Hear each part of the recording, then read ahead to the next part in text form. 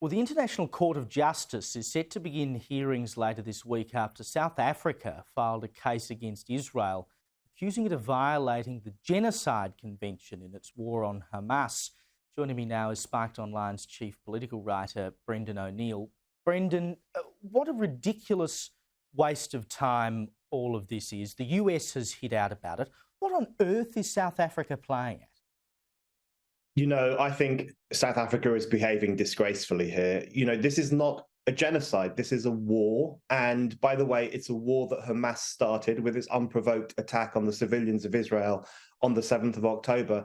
It is a grotesque lie to accuse Israel of genocide. And I think actually it's even worse than that. We're witnessing an inversion of morality because it was Israel that was attacked by a genocidal terror organization on the 7th of October, and yet it's Israel that is now being accused of genocide. It was Israel that was subjected to this fascistic assault, and yet it's now Israel that has been likened to the fascists. It was the people of southern Israel who were subjected to the worst attack on Jews since the Holocaust, and yet everywhere you look, it is Israel that is being compared to the architects of the Holocaust.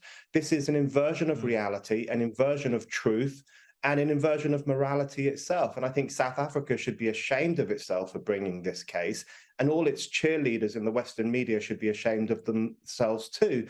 They're projecting the sins of Hamas onto the victims of Hamas, and that is really out of order.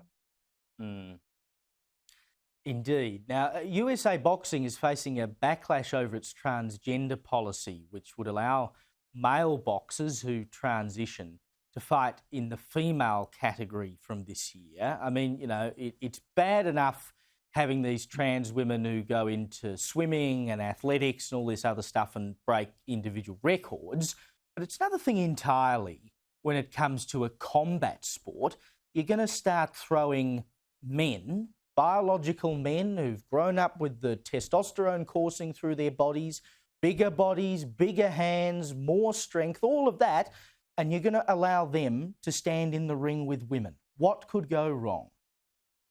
It's completely insane. This is surely the most insane stage of trans activism so far. People will say that USA Boxing's rules are quite strict. So, for example, if you're born male, you have to have full gender reassignment surgery. You have to prove that your testosterone is quite low before you can fight against a woman. But as you say, puberty gives the biological male huge physical advantages over women.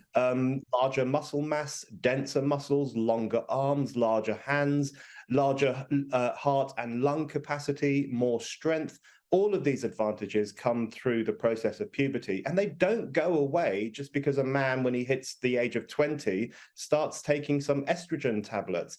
So this is a case where it's almost like we are legalizing gender-based violence. USA Boxing is basically making a sport out of male battery of women. I think this male invasion of women's sports has got to stop. Born males are stealing medals from women in cycling, swimming, track and field, and now potentially in boxing too. Leave women's sports alone. No one who was born male should ever take part in a women's sport. That's my view.